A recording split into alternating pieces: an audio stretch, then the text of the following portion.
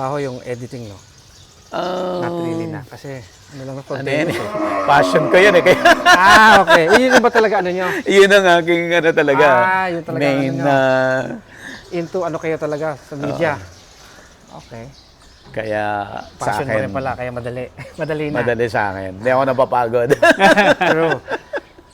Okay sir, ito po. Describe po natin. Ito yung mga yearlings, less than Okay. around 12 years, 12 months old. 12 months. So mga relatively Mga bulls bata lahat itong to. mga to. Bulls lahat to, mga average of 12 months old. So younger batch to, ito na yung susunod, kumbaga. Na ano pa niya, for conditioning yan, pipilian pa niya kung ano. Pipilian pa lang, hindi yes. pa for disposal. Oo, hindi pa. Yeah, when he disposes, ganun lang. Doon Size, lang, sir. Doon lang. Kasi ito mga Meron pa rin po, ano? replacement heifers niya, but we don't sell. Daming Meron pa rin? daming naghahanap ng heifers. Eh. Yun ang kaya napasukan namin ng importation na Sige, rin. mo po. Kasi nga, daming gustong, sa kami makakabili ng quality heifers. So, sige, we will assist Bigyan mong you, we konti will to. assist you. Sama kayo sa amin sa Australia, sama kayo sa amin Kalahati. sa Bigyan mo US, kalahati. kayo mag-select. Actually, yun nga, kaya kami magkasama ni Sir Arnel. Aha. Meron kami importation coming up. So, yung mga clients, samama kayo mag-select. Ginugulo namin. Ngayon, ito naman, ito yung mga heifers namin. Yes, sir. Mga females. Ano, for yung replacement heifers namin. Ito na po, ano. So, kung konti lang, ito lang yung gagamitin namin for our own use. Ito na yung ano. Gusto mo bang matuto ng agribusiness, crops, livestock and poultry, aquaculture, at ma-inspire sa mga success stories? Agribusiness How It Works. As a YouTube channel, Agribusiness features entrepreneurs, farmers, organizations, OFWs, investors. However, beyond our usual content and official endorsements, Agribusiness does not engage in other business dealings with them. While our viewers and featured individuals and entities may choose to pursue business deals with each other on their own, we encourage them to be cautious in doing so. Maliit lang ang production, but we're doing the farm to fork setup. Ganun ang gusto namin. Mga yearlings rin to, around 12 months old rin to, average. But itong small production na to, it's more yung business-wise mas maganda. Kasi nako-connect namin sa ibang other businesses, engage rin din sa cattle. Like yan. We're into consultancy, and then we're into fattening. Ganyan, magcha-choice cuts na rin kami.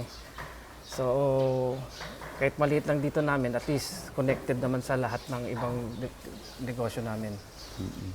Tsaka kailangan mo rin diskarte. passion nga, you have to have Yes, sir. it. Kasi kung ang priority mo kumita, ay huwag ka rito sa breeding. Hindi yun. Tagal kasi. Matagal ang ano to. Kaya parang doon, kailangan may passion. So kung gusto mong kumita, saan sir? Fattening? Sa mabilis sa fattening. Fattening. Problema, Yes, ang source ng good quality. Source of the feeders Feeder for ka. fattener. Yung fatteners. Na Yes, sir. Yes, sir. papatabay Good mo. quality fatteners na masasabi mo. Doon naman ang Kasi nagkaka-standing yun block. lang po yung, tama ba? 3 months sir? Yung Yeah, window? mga ganun. Yes. 3 to 4 months. Depende 3 to yan 4 sa... months. Yun ang Sa problema rin nutrition eh. mo, kung anong maganda yung maganda yung nutrition mo, maganda yung mga papakain mo. If you're doing fattening, tas kuha ka lang kuha kung saan-saan, doon magva-vary yung genetics. Tsaka, you're giving a good, you're giving good nutrition. Bigay kayo ng bigay dito. Pero iba-iba ang source. Pangit yung genetics. Hindi Iba, uniform. lalaki, iba, hindi lumalaki. Ba't? Ganun, hindi pare-pareho. Kasi nga, hindi mo, kung saan-saan lang galing, hindi mo alam yung history, hindi mo alam yung genetics. Ngayon, magko-cost ka dun sa isa. Mas mahal ang cost ko dito dahil mas maraming kinain, hindi naman tumaba. Yung Hindi ADG, mababa. Kasi So kahit na fattening sir, balik balik ka pa rin doon sa Genetics. tatlo. Good genetics, nutrition, science and, and more on science ang fattening. ang fattening. Kasi you have to give the proper the energy, the minerals, lahat daily. hindi basta bigay lang ng bigay. Kailangan kasi siyempre computed mo rin yan eh. Lahat ng input mo, kinukompute mo yan. Saka yung cost nun, kung compute mo cost, rin. Kung lahat. diba? Para pag ano mo, na benta mo, maganda yung ROI mo doon. So may nalulugi sa fattening, sir? Yes. Oo, meron din. Pag nagkamali. Nagkamali ka. Oo, magkamali Okay. ka nga. Kasi Magkamali ka. baka kanila, baka 1 year nila mapataba. O, edi talo ka na. O, di ba? Kasi kulang yung nutrients. Iba. Kasi garbage in, garbage out. Yes, yes, o, yes. kung anong ipakain mo dyan, Meron kung hindi naman- nutritious, edi... Meron naman, para nutritious, bigyan natin ng commercial feeds. Boom, patay ka naman sa cost. Cost. Cost naman ang ano sa'yo. Kaya science yan. Di basta, fattening. Yes, it's the fastest. Kasi 3 to 4 months. Pero it's a science. Hindi basta, paten. Tapos pagdating sa dulo, baksak ang presyo ng market. Problema na naman. Kaya, medyo ano pa rin, pero it's the fastest ang ang fattening. Dito naman sa breeding, Sa breeding. ang matagal. Kaya unang tsaka pag may mga baguhan nagtatanong, kailan ang ROI ng breeding? Pag gano'n ng mga tanong, Oo. inaano na namin. Wag na. Huwag na muna kayo Kasi magganito. ang priority yan, hindi dapat. Baka balikan nyo kami. Sabi nyo, ROI. Pero sir, okay, sa breeding, just to give them an idea, gaano katagal, sir? Gaano ka dapat ka-patient para ano mo yung minimum three. cycle? Minimum 3 years. three. Kung tama ginagawa mo. Tama ginagawa mo. High capex yan. Kasi if you're... High capex, high capex yan. If you're going to pure, siyempre imported. Diba? May ano. Ano yan? matagal High, na- three. capex. Minimum 3. Doon ka na makakabenta ng mga pure bulls na rin na ganyan. Again, iba na naman yung market. Siyempre, marami magpipilian na yung client. At least may 5A, may iba na, may gano'n ng ano. Kaya inaano namin, more on na kayo. Matagal ang breeding, more on breeding for terminals na kayo ang gawin nyo. Commercial. Commercial herd na. Commercial. Kami naman bibili. Kami na magpa-fatten. Kagandahan doon, we know sino nung ginamit niyang tatay, which is ours. Alam namin sino nanay, alam namin kung sino panlalaki. Bibili namin yan, buyback kami. Kaya natutuwa rin yung, okay, sige. All you have to do is produce, kami bibili, kami magpa-fatten. Ganon yung yan ang namin. Yan. Yan, this is, ilang hectares lang to? 3 lang to. 3 hectares lang. 3 hectares lang to. 3 hectares lang, pero pinapalibutan na kami ng Puro subdivision na yan. Tsaka highway na yun nasa harapan. Oo nga, highway na. 6 na. Kadugtong Actually, ng batasan yan eh. Nalaman namin parating kayo, kaya pinasimento namin. Dati dirt road yan. Ngayon lang, siguro last year lang. Itong harapan po natin, that's C5? Ay, C6. C6. C6 po yan. Lalabas na yan doon sa... Montalban, tapos diretso Montalban, yan. Tapos Ang dulo niya, Montalban. Tapos siya, makokonect na yan, konti na lang. Sabintado na yan, pero lalaparan nila para... konektado yung... Batasan. Batasan. Oh, 4 lanes Kasi yan. yung ano Yan pa yan. ni Marcos yan, di ba? Kaya lahat ng C is sa kanya, di ba? Yung mga circumferential. Sir, malalaki itong mga to.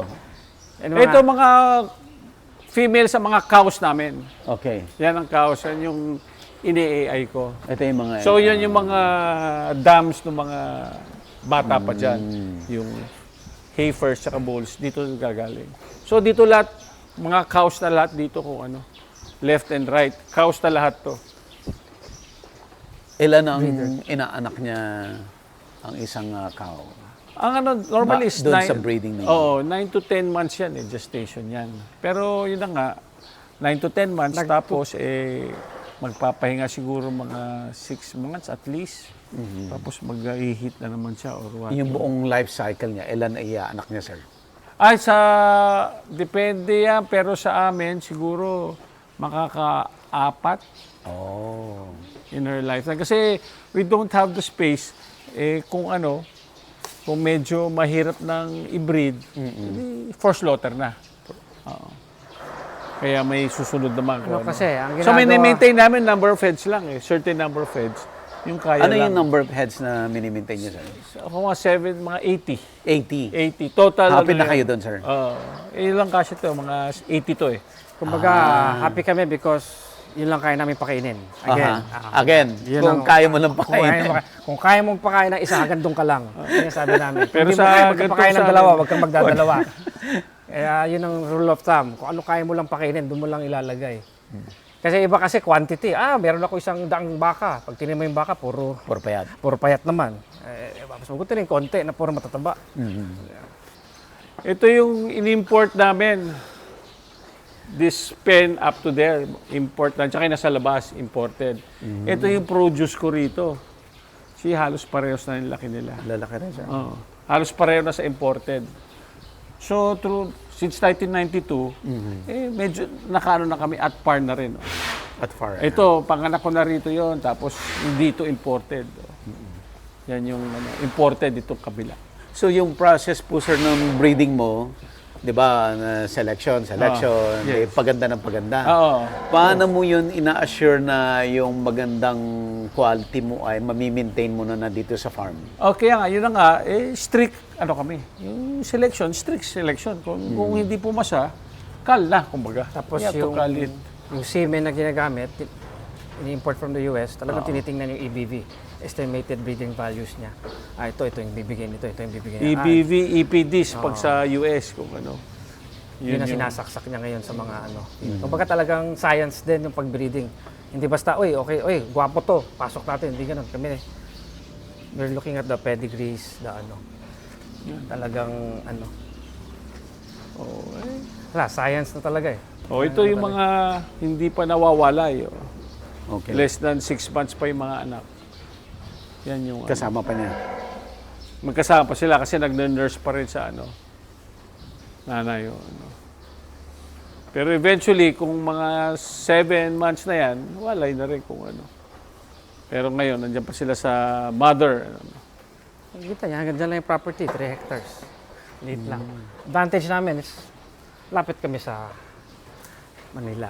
Kaya, lapit kami sa Batasan. Ito, yung mga... Maraming mga bisita from Batasan.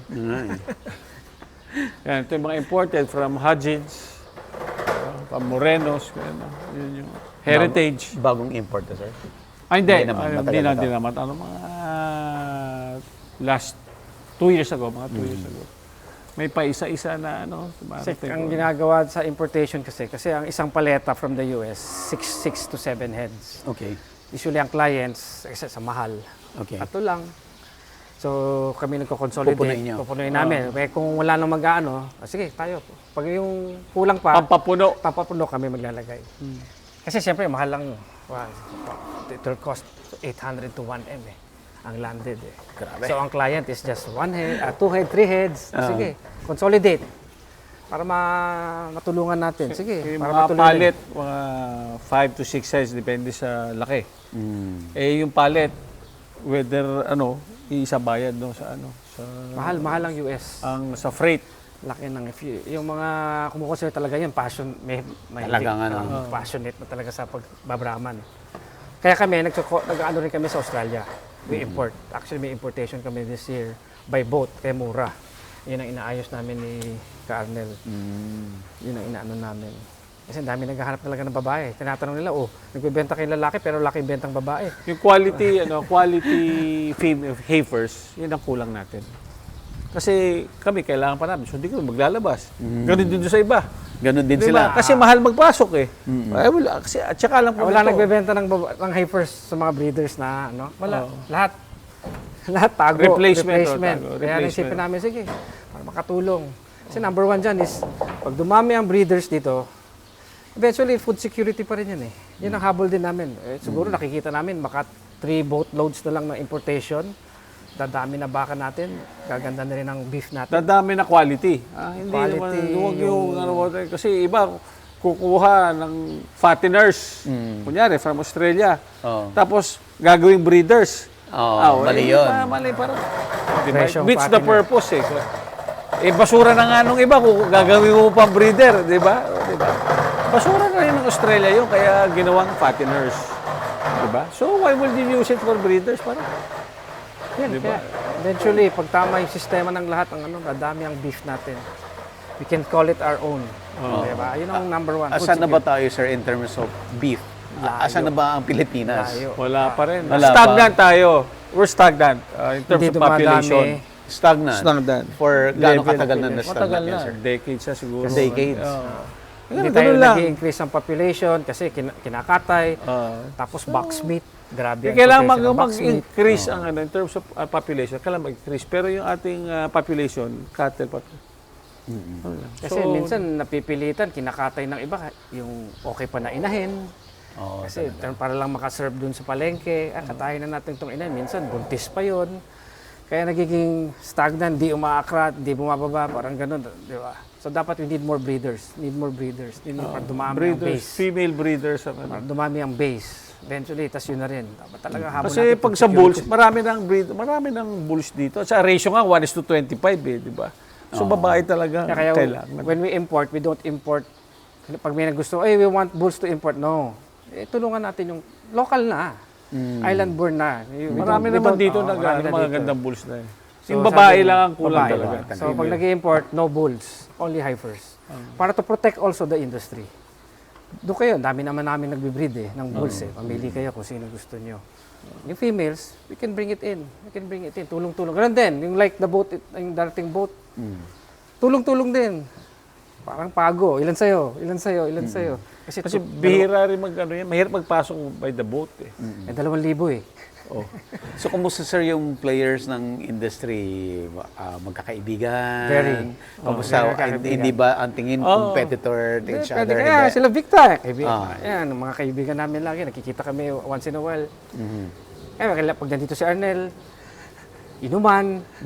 Very friendly lahat. Maliit lang naman ang Maliit lang industry, aanuhin mo na pa. ano. Iisa lang naman purpose natin in the long run. To Produce serve- cattle, ano. Yung beef natin. Good quality cattle. Yung good quality beef, sir, Ah. maliit pa yan. Malayo pa. Malayo Malayo pa. in Pero terms of we have to start. in terms of percentage yan, sir. At Wala asan pa, tayo? wala pa. Wala Wala pa. talaga. Wala so pa. eventually, baka maano namin. So lahat ng beef na local natin ay puro walang quality yan.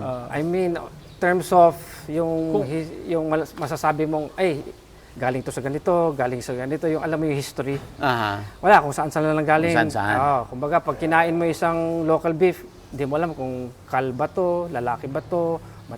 Kahit yung mga beef na nasa grocery, sir. Sa ganyan pa rin. grocery naman, meron naman dumarating yung feedlot, Imported pa rin.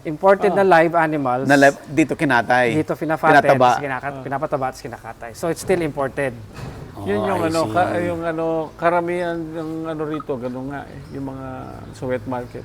Mostly yung mga feedlot, yung big operators, maraming big imported. Tapos yung mga sa smallhold, yung pa isa-isa lang konti pero marami yung rin. Yung mga smallhold backyard, yun yung pumupunta sa Padre Garcia. Yeah. Dadalhin doon, tapos merong isang may Trader. pwesto sa palengke, bibili niya mamimili siya ng 10. Oo. Tapos yun ang kakatayin niya. Yun ang mga usually legal. Yung actually parang ganun ang ating sistema. So meaning, hindi mo na alam, basta yung local natin, kung saan-saan na yan. Hindi na natin alam ang history niyan. Walang traceability yung local beef natin. Basta masabing beef is beef. Kumbaga, makikita ko nga yung nag-slaughter kami, yung mga nakita namin yung sistema. May science din ang pag-slaughter Tinatad-tad-tad Tad lang ng tad dito, ganun lang, os benta. Sabi nga ng yung, kasi naka-partner tayo sa BAI, sa APDC. Sabi nila, may science din ang pag-slaughter. Yung sistema paano katayin, yung Animal Welfare Act, marami. Sabi ko, yan ang gusto namin sundan, tuturuan. Hindi basta plak, floor dressing, nasasahig yung baka. Diba? Marami, kaya yun ang inaano namin ngayon. Inaayos namin, eventually, para maging may traceability yung beef natin, local beef. And then, yung food security, number 1. Yeah. Food security. Diba, malay, biglang baka mamaya magkaroon ng sakit worldwide ang baka, bawal tayo mag-import. So tayo kakain ng, diba? Dapat meron tayong sariling beef. Diba? Yun nga, kaya first is the genetics, breeding, raising, fattening, all the way down the line. Long way to go, pero kaya yan. Sama-sama naman Kaya yan, sama-sama. Gano'ng kalaki yung demand, sir? Sobra. Sobrang laki. Laki. Yung potential? Laking potential. Sobrang laki. Kasi nag-i-import tayo eh. Dapat din na nag-i-import kung gusto mong Yung box beef. maraming Tapos yung I think, ang per capita lang is 3 to 4 kilos per person lang a year. Ang kinakain ng Pilipino, sobrang liit. Oo, sobrang liit. Alam ko sa mahal. Tsaka mahal kasi, kaya yung mahal. Kasi konti nga yung kulang sa siyempre ganun. Supply and demand yan. Kung marami Pero mahal na rin ang baboy. Kasi mahal na rin yata ng Mahal na rin ang karne. At saka mas healthier naman ng ano. Anyways, food is food. Di ba? Food is food. Yung inumpisan nyo, sir, na, di ba, you mentioned nag-slaughter na kayo. So, ito yung mga prime cuts, ganyan. Yes. Sample tayo mamaya. Meron yung mga steak dyan. Mag-sample na tayo para makita nyo kung... kumbaga, yung Nanggaling ano na namin. sa, ano yun yan, sir? Sa sarili yeah. nyo Sa produce namin. You can say it's only 28 months old. Makikita mo yung breed. Malalaman mo sino tatay, sino nanay, kailan ang anak, saan kinatay, saan pinapataba, saan pinaroses, saan pinabricate. Kumbaga, gusto namin may details. When you eat this beef, alam mo kung saan galing. May traceability. Diba? Hindi ka tulad ngayon, kain ka na, hindi mo alam. You don't know. Kaya yun ang, hopefully, Sir, gaano tulong-tulong. kalayo bago natin ma-achieve yan? No. Medyo Medyo super magsalita layo. pero maano pa. Pero you have to start somewhere. Diba? Yeah. Kahit sabihin namin, ang ano namin is kahit one head a week, ang katay lang namin, happy na kami dun eh. Tapos ma-market namin yung retail target, cuts. Okay na sa amin yun. Kasi yun lang talaga kaya naming i-produce na from zero to end eh. Diba? May mga ibang ano rin, breeders or nasa cattle na the same yung vision ninyo? I don't know, pero wala akong ano. Kasi ang nangyayari, nagiging supplier din namin sila. Okay. If you have a fatty, yung buyback. Yung buyback. Meron kang bull dyan, alam namin yung edad, bring it to us, fatten namin, and we will slaughter it. And then, lalagay nga namin doon yung pangalan nyo eh. Sino breeder? Lalagay namin yung pangalan ng breeder. Yan ang parang concept namin. Di ba? Para kinakain mo, ay, galing 5'8 itong kinakain natin. Uy, galing kila ano to. Itong bakang to. Uy, galing ka. May traceability. Kaya niche market. So I Niche. get that's niche, Yeah. niche Niche market. It's a yun. niche. Niche, Niche okay, market. okay lang. Dahil at least pag niche, mas maganda ang presyo. Medyo ano. Kasi yun lang naman ang kaya namin i-produce eh. So we start from there. Malay natin, magsama-sama lahat. Under one brand na lahat. Diba? Uy, dumadami na. Uy, okay. Produce lang kami. Benta namin sa kanila. Diba? Isang brand. Kaya it all boils down first to sa number one, genetics. Genetics. Kasi nga, ang standard namin is below 30 months dapat. Tapos dapat nasa 500 kilos minimum. At so minimum 500 kilos sa fattening, no? Okay. At maximum of 30 months. Yan ang standard namin. Para to get the good yield ng karne, tsaka yung Quality. tenderness ng karne. So, yan ang standard namin. Kaya strict kami doon. Pag umover ka niyan, ay hindi pwede. Masisira tayo sa market, sasabihin nila matigas. Yeah, ganun ang ano. Yun ang mga ano namin, vision namin. So yung mga steak nyo, kasing sarap na ng mga steak na galing US and yun ang Australia. tatry. Actually, yun ang tatry natin sa inyo kung ano masasabi nyo kung kasi ano na, kung malambot na. Marbling, another science yun. You have to iba go naman the different diet yun. Aha. Ang habol lang namin is the tenderness. So, ngayon, namin malambot muna. Kasi yun, yung pag mga marbling, di Wagyu. We're talking about Wagyu. Yeah, Iba genetics na na naman yun. yun. Iba na naman. Ibang level na naman yun. naman. Siyempre. Alam mo naman kung magkano kamahal ang pure Wagyu from sa Japan. Ito naman yung promote nila Sir Arnel. Yes, And, Wagyu. yes. Sir Manny, no? Meron yan. May future din yan. But you have to do it first. Paano mo Okay. malalaman? Gawin natin. Para merong ano rito, parang may pilot project sila rito para makita aktual kung ano talaga ang ano. Pero ibang level na naman. Ibang yun. level Kasi yan. The genetics. yung nutrition nun, iba. Actually, Iba ginawa rin. na namin yun eh. Mga F1. We used AI Wagyu sa commercial Brahman. Aha. F1 Bragyo ang tawag. Hindi pa eh. Kumusta, sir? Hindi pa lumabas yung marbling. So, ang inaano namin, pinatest namin, it's more on the diet naman. Nutrition. Nutrition doon sa fattening. Ibang formula, ibang, Ibang high formula. energy. High energy mo na naman yun. Iba na naman. So, long way to go. Pero, nandito kami. Gagawin namin yan para magkaroon tayo ng sariling Philippine beef. Na masasabi natin, ay, uy, Philippine beef. diba? Yun ang ano natin. May local sarili tayo. Sir, going back doon sa main business na ninyo, which is yung breeding, sir, no? Yes. Kumusta, sir? Kumusta yung business ninyo? Agribusiness, how it works. Instruct, inspire, succeed.